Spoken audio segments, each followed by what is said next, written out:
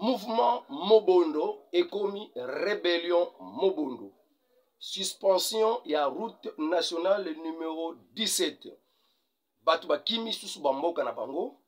Parce que Mobondo est changé forme. Sukoyo en personne. Barwande visible.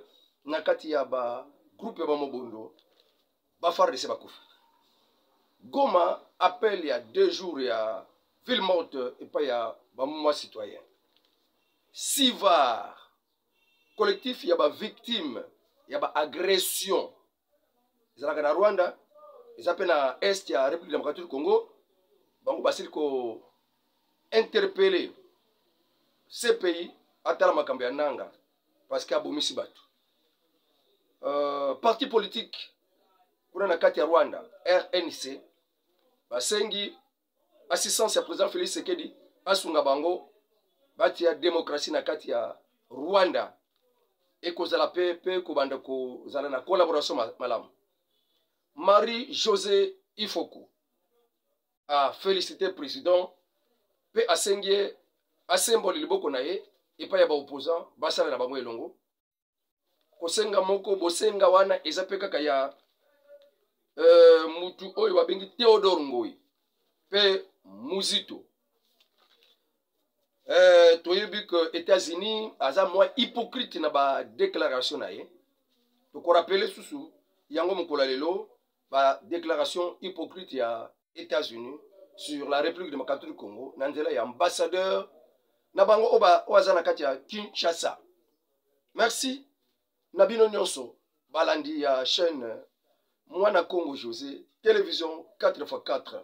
Nanzela ya ndeko Nabino José Matuvangwa. Mwana Manianga nde boyokaka ba communication, ba actualité pour na ozala à la page ya ce qui se passe en République démocratique du Congo. Nde tobandi mbala moko na dossier ya Mobondo na kati ya Grand Bandundu en général. Mais na ko rappeler au s'abonner abonnez-vous à la chaîne. Vous avez belé. Abonnez-vous à la chaîne. Vous qui n'êtes pas encore abonné. Pena sengibino bole kanako partager émission. Bole kanako pe sape ba opinion na bino ba analyse koko maka toko benga kanga ko pe sanga ba information na makambo ezo le kanabisika bozali parce que makambo kotika la ka secrété bisika bozali pe yeba na te. Ozana moi information. Moi likamoko ya secret zo le kawana complot contre la République. Benga ngai nakoyeba ko diffuser ngo ata mwa ndambo ya batu bayi bango pe na tour na bango ba diffuser kana ko like émission e kozala malamu penza na zangite ko pesa moto nga pa mama Suzi ngangula kuna na kati ya Angola pe bandeko nyonso bandeko José pe bandeko ya poto na poto kuna na kamama Motebeli. OK, rébellion ya Mobondo. Na benga ngosusu mouvement ya Mobondo pe comme rébellion ya Mobondo parce que ba o bazana kati ya Grand Bandundu ba Bandundu ville ba kwa mutu ba sili ko remarquer présence ya ba pure rwandais na kati ya mouvement ya Mobondo avec des armes sophistiquées pe renfort ya FARDC et kendaki pona ko meka kotia kimia lolenge ba mesana me ya mbaloyo ba kutani na moto ya rébellion ya Mobondo. En tout cas ba FARDC ebele ba kufi pe ebele ba kimi ba longoli ba teni ba ke na ngambu na côté ensemble na ba civil na kati ya groupe ba civil pona kotambola ka malembe ko kima bitumba ba ko kana ba civil pona ko kima vraiment ba attaque wana ya ba rébellion Mobondo les Rwandais dans les Mobondo. Donc yango balobi suspension de trafic sur la route nationale numéro 17 par les autorités de Kwilu pour protéger la population. Oyo bazali vraiment exposé na ba manœuvre ya ba Mobondo ya Sika oyo bandi kuna na kati ya Kwilu province ya Kwilu. Alors na kwa mutu ba village oyo Masiambio BBS Bunsele et zapenza ko vide na ba population nango parce que bamboka wana ezapenza na nzela route nationale numéro 17 donc ba koko vanda te route wana eza na insécurité makasi ba kimi bamboka na bango pona bakende koluka refuge ailleurs koluka moyen koya na kati ya mboka ya Kinshasa.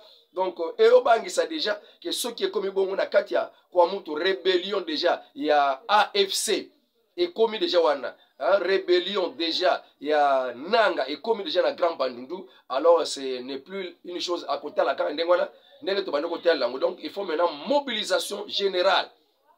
Parce que aux salama la Grand Bandundu, ce n'est plus mouvement ya Mobondo ndenge to yebele yango. Maintenant c'est une rébellion Mobondo avec des Rwandais derrière.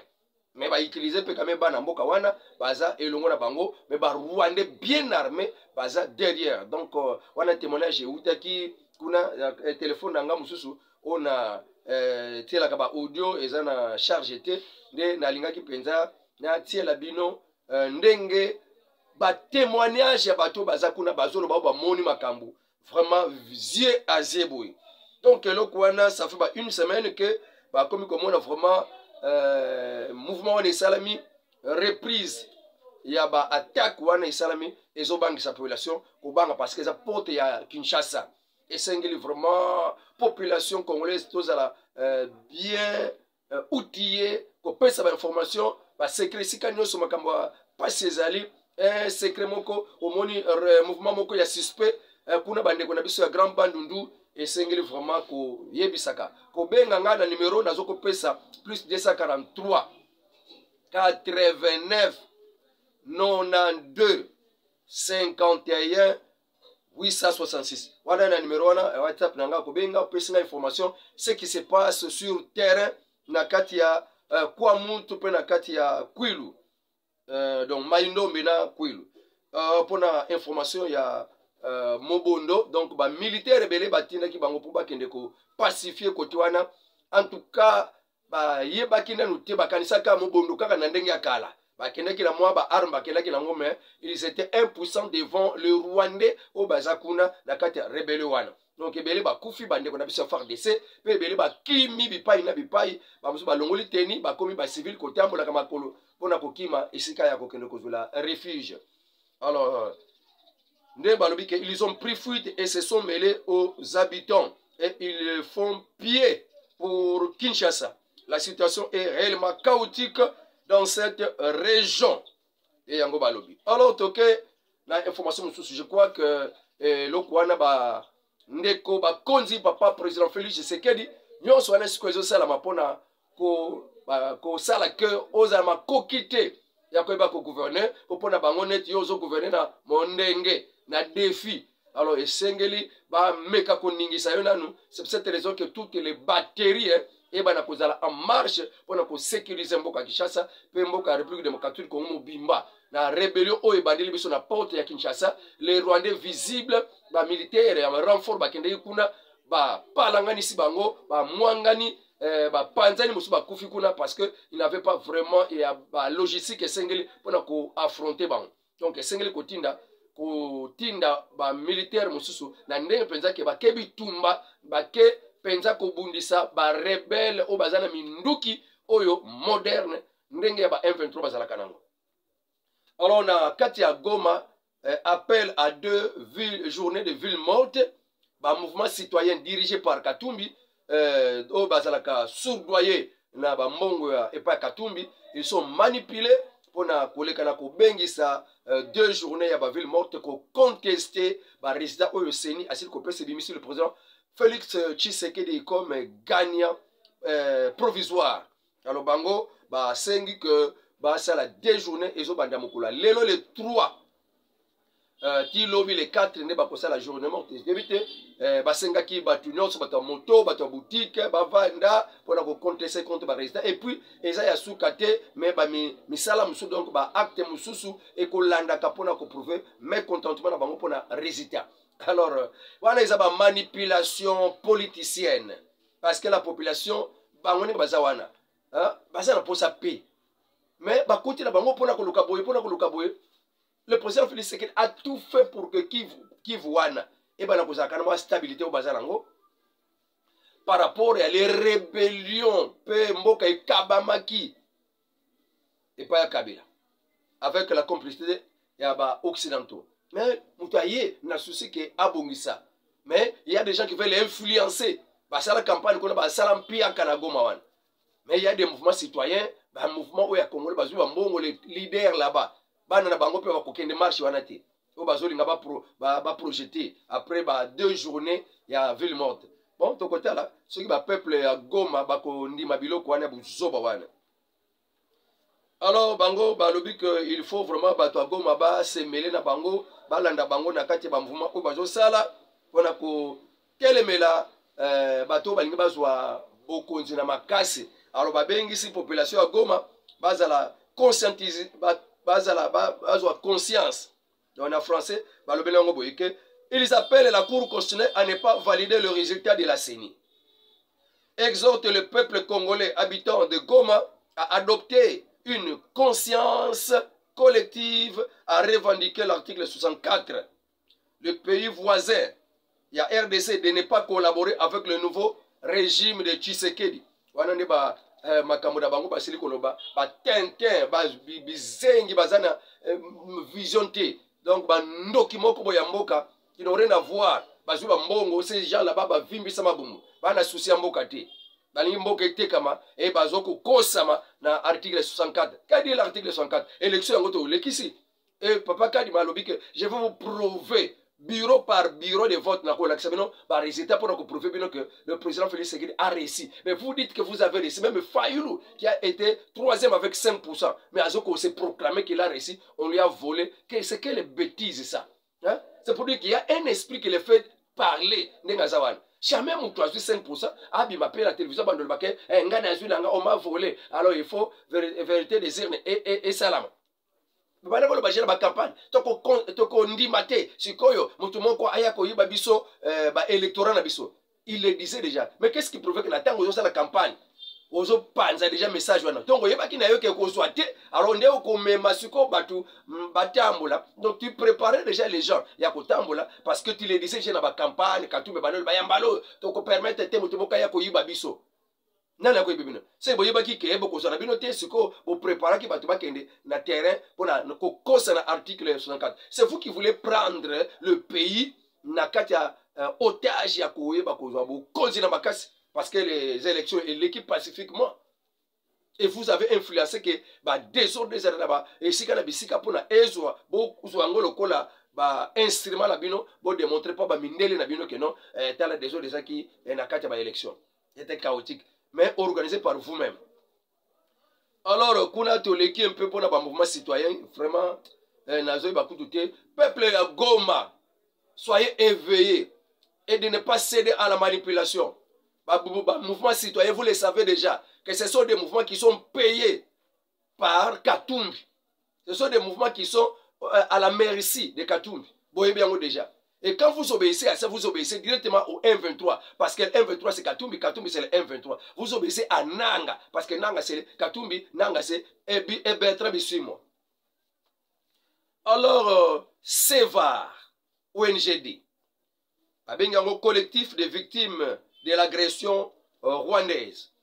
Vandisi, ONG la bango na Rwanda, Vandisi, ONG la bango na Est, la République démocratique du Congo. Bango balobini. Dans un communiqué parvenu à election-net.com, ils ont exprimé leur mécontentement par rapport à la présence de Corneille Nangaa aux côtés des terroristes de M23 soutenus par le Rwanda, avec son pseudo-mouvement de AFC dans le Rutshuru au Nord Kivu. Alors, le collectif de l'agression rwandaise indique que Corneille Nangaa est impliqué dans plusieurs disparitions. Corneille Nangaa a impliqué dans plusieurs disparitions, tueries, viols de femmes à Rutshuru. Depuis qu'il a déjà aïkovanda na Rutshuru, déjà bazouye responsable ya viol, ya tuerie, ya disparition, ya tuebele nyakati ya Rutshuru. Et exemple massacre de Bukombo où il est le 26 décembre 2023, le 26 décembre 2023, massacre à Bukombo, viol de maman, et pas y a M23, et pas y a M23 AFC Oyo et Nanga Zokamba. Donc tout ce qui s'est passé, Nakati a massacre à Bukombo, le 26 décembre 2023, responsable, c'est Corneille Nanga. D'après les dénonciations, il y a Sevar, ONGD, collectif des victimes de l'agression rwandaise. Alors, Bazoko Funda, que Yende, Azapenza, Akekomi Kotisa, Pembe, de 1,23 terroristes, on a soutenu par le Rwanda, pour que Bomaka, peuple congolais, peuple rwandais. O zana kati ya Ruchuru, pe zana kati ya Kiwanja, peu aux environs. Alors, Sevar Wana demande à la Cour pénale internationale, CPI en sigle, d'ouvrir un mandat d'arrêt international. Un mandat d'arrêt international contre Corneille Nanga. Demande à Sevar. Alors, au gouvernement congolais, le gouvernement congolais, de faire tout afin que Mboka côté nyonso ba M23 ba zui ba récupérer yango. Lobi toyoka ke bitumbezonga kisusu. Po mikola lo ba M23 ba vandi la bango, ba wazelu ba vandi, FARDC ba vandi la. Mais boye bisa bino ke c'est le fait ici bokomi offensif. Yango to tia kibino musuku suku n'attendez pas que bazo a renfort po baya kubundisa bino, pa bino bo banda kubundisa bango. Yoka ke bitumbe banda kisu na mukola lobi ba FARDC ba koti bitumba et wazali no koti bisumba bitumba parce que bango ba M23 ils étaient renforcés ba yeko bundisa ba yeko surprendre ba wazali no pe ba FARDC na ba position na bango nde ale bango ba bandi ko répliquer sur mais tant bango azaki na position de faiblesse FARDC pe avanda kinai to condamner bizali wana l'idée jusqu'à tel point que to récupérer territoire na biso zate que tango ba kimi ba zongi bino pe bovandi. Ce n'est pas de bonnes habitudes. Au gouvernement congolais de fournir de plus d'efforts pour libérer les zones occupées. Au peuple congolais de ne pas céder à la manipulation de M. Nanga, qui vient de trahir la nation congolaise en se ralliant aux terroristes M23. Wana maloba yabande kwa ONG oyo. RNC, un parti politique de l'opposition en exil. Parti politique à Rwanda, ils sont en exil. Va solliciter appui ya président Félix Tshisekedi pour vendre sa démocratie na kati ya mboka ya Rwanda. Soit aussi présenter au Rwanda de Paul Kagame. Donc, va vendre sa démocratie na kati ya mboka ya Rwanda. Ya Paul Kagame. Car il souhaite travailler avec Félix Tshisekedi comme guide pour restaurer la démocratie au Rwanda, tout en le félicitant pour sa réélection. Donc, Bango, Sengi, vraiment, tendre les beaucoup par le président Félix Tshisekedi pour coopérer na parti wana kozongisa kimia na kati ya Rwanda, kozongisa démocratie. Parce qu'au Rwanda, il n'y a pas de démocratie. Et puis, pareil à Rwanda, ils ne disent rien. Parce que Kalamingite, opposante moko principale, à Koufika Kaboué, aucune chaîne ya poto alobelango a insisté que ceux qui opposante wana azalaki na Congo, nde ba chaîne nyonso elobelaka mfati patate. Mais kuna na kati ya Rwanda, opposante farouche ya Kagame akufaki. Kuna na kati ya Amerika ke kufela kuna, mais balobelango te na ba chaîne na bango tozo kango penza tendenge ba médiatiser kama kambu ya RDC parce que là-bas il faut qu'il y ait la dictature na awapela mboka oyo ya Brazzaville. Ndenge bazoko buka ba mir oyo ezake terrain na bango terrain ya ba Congolais ya Brazzaville mais ba kabeli yango ba Rwandais il faut ko buka ba mir pona ko kabela ka terrain wana et pas ba Rwandais. Nani akoloba population kuna ezoko vivre na kati ya dictature moko ko sakana te aucun pays des occidentaux au batia comme fioto na Congo baloba yango parti politique en exil et sengi que mukonzi mboka alekana ko prêter bango main forte pour na kozongisa démocratie na kati ya mboka ya Rwanda. Donc la réponse à président ce qui est kozala ndenge wana ezali déclaration ya coordinateur ya parti na bango babengi Emmanuel Akizimana yende coordinateur ya parti wana Congrès national rwandais parti wana. Ok, toleki na information wana Marie-Ange Mushobekwa moko na kati ya directoire ya kokambamia PPRD alobi. Il n'y a pas des élections, il n'y a pas eu des élections en République démocratique du Congo.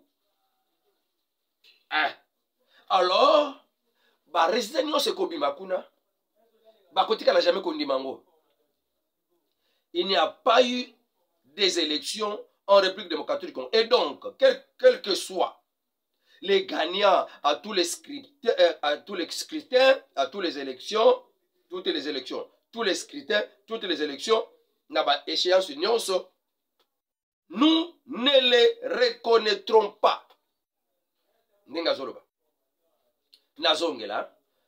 La rwandaise. Hein? Marie-Ange Mushobekwa. Kalaba, la sorcière. Marie-Ange Mushobekwa déclare qu'il n'y a pas eu des élections en République démocratique du Congo. Et c'est pour cette raison. Tous les résultats qui sortiront ne les reconnaîtront pas. Parce que pour eux, PPRD, en République démocratique du Congo, il n'y a pas eu des élections. Est-ce que Talibino, vous avez déjà déclaré qu'on ne va pas entrer dans cette histoire, que vous avez déjà considéré que ce qui est comme ma, nango déjà na mutumo kwa bima. Bisope contre le en 2006. Aboya naye, akipa sous biloko na binote, avant naye na 2006. Au moins afiatola. Vous avez déclaré que vous n'allez pas entrer dans ces choses. Et mais pourquoi vous voulez entrer? Et là, le biso to bimina biso, to za la posa eloko ngote, to mona biso parce que eso ke neka kapona ko bisa président Félix Tshisekedi. Mais bolingi ka ko piolo na eloko bo bimi. Bo côté là ngopona nini? Les responsables des bandes de rebelles, de terroristes que vous êtes. Député national à PPRD. Mais yo monaki na yo élection parce que tu es au kufa ki na yo, aux alaki na yo, aux vivantes té. Aux cadavres. Et si vous avez l'élection, vous avez l'enkunda. Vous avez l'enkunda. Vous avez l'enkunda. Et tel le pays yote. Vous reconnaître le pays en côté parce que vous avez le monde où vous vivre. Vous avez une élection en côté. C'est que vous avez le droit de reconnaître les résidents en côté parce que vous avez boya kanayo déjà. Boya kanayo bien avant. Donc ça n'a rien à voir avec vous. Les peuples de résidents là au ebimi. Donc inutile de koloba parce que tant que le est ridiculisé yo. Parce qu'une chose, c'est déjà que vous êtes déjà sorti, mais vous avez encore le droit de dire, il y a un fioto là pour l'élection. Oh, déjà, vous bima. Vous avez encore le droit de parler. Vous savez que l'élection est salamité. Le coup, là, beaucoup fait déjà, vous avez un cadavre, vous avez un ankunda, vous n'avez rien à voir avec ce qui passe dans la carte de Moukina Bissoyo. Vous fioto là, vous pouvez. Vous qui m'avez demandé de Marie-Josée Ifoko félicite le président Félix Tshisekedi pour sa réélection. Elle l'invite.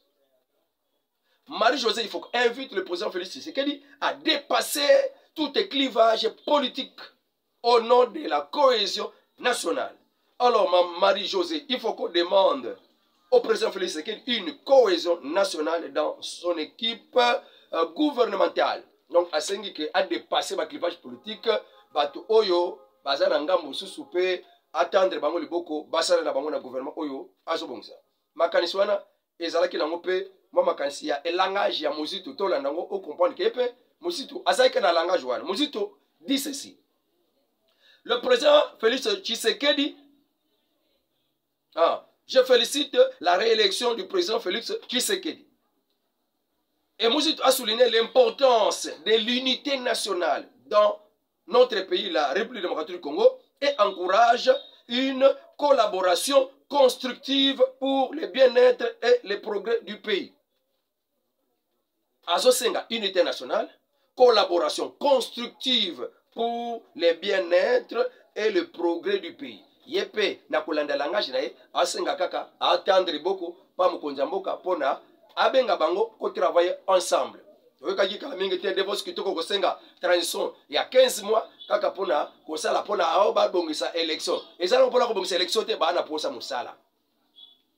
Théodore Ngoyi, akeneki na même sens, invite le président Félix Tshisekedi à travailler avec ceux qui contestent dans la rue pour favoriser l'unité nationale et la paix dans le pays. Théodore Ngoyi appelle le président Félix Tshisekedi à former un gouvernement qui favorisera l'inclusion et l'unité nationale.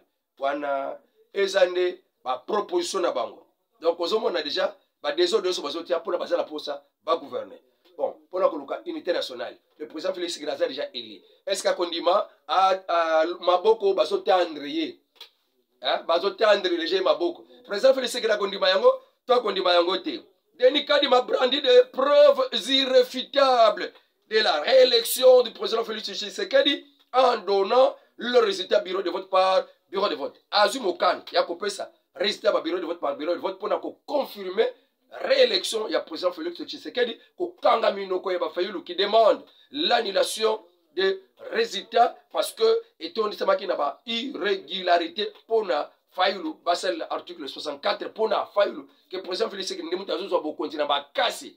C'est pourquoi Katumbi ko kabola ba machette ko nyoko laba kasaye belé na kolabona ni balala ki biente e belé balale ba hôpital e belé balale na Belle Étoile. Pourquoi? Parce que Fayoulou non ni Moïse Katumbi akabola ki ba machette bisika pona ba mettre vraiment na kimiate batia na kimiate ba kasaye.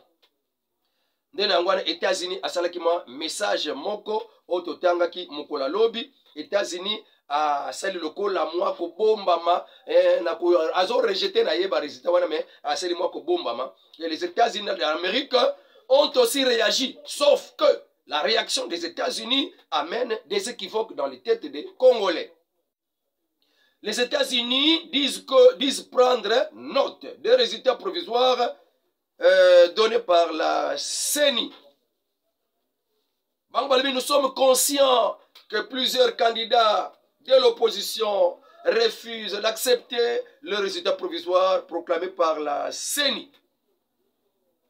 Les candidats opposants ont refusé le résultat pour makambu na bango bazanango. Mais na yebisi ba opposant makambu bazanango balabala eza na tina mokoti pe kopesa solution te. Na yebisi ba opposant ba kende na nzela voie normale ya kofunda. Nge yangwana États-Unis akoyebisa ka bango. Alors États-Unis alobi que bino pe ba autorité na sengi bino bozwa na bokebi ba revendication ya ba opposant. Botalango bo enquêter yango na bokebi sans esprit moko ya ndambu. Nous appelons les autorités compétentes congolaises de manière équitable et transparente à enquêter sur toutes les préoccupations exprimées par les opposants concernant le non-respect des procédures de code électoral. Non-respect des procédures de code électoral. Botalango bien bokebi, ba opposant bazoloba, yango bazondi ba rester na binoté, bino ba autorité, botalango na bokebi.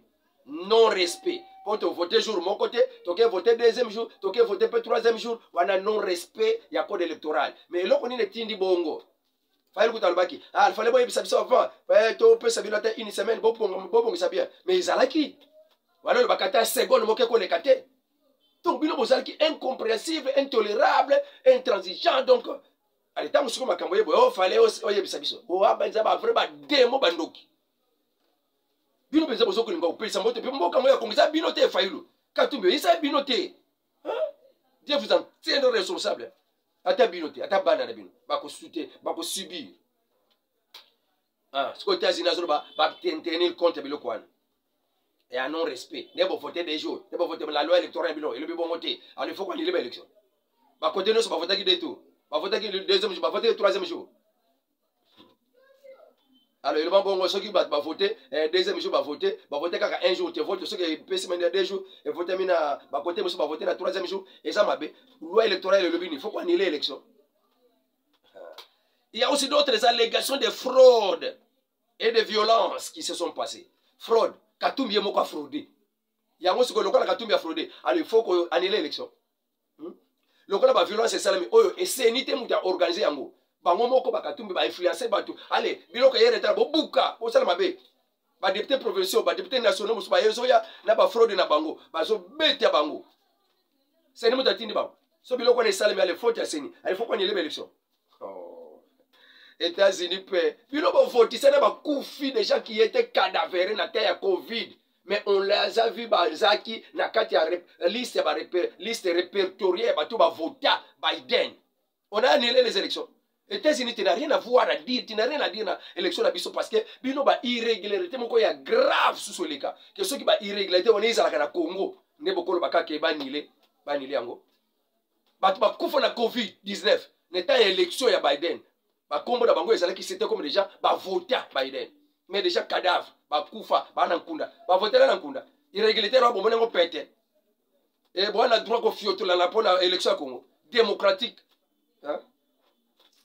Alors, tous les gens nous connaissent parce que, bon, tout comme nous sommes dans émission de ici, la place Wana, et puis c'est États-Unis, plus 243, 89, 92, 51, 866. Avec Dieu, nous ferons des exploits. Au revoir et à la prochaine. C'est votre serviteur, mon Manianga José Matuvanga. Abonnez-vous à la chaîne, moi, Congo José TV. 4x4, vous ne serez pas déçus. Les actualités au jour, les jours.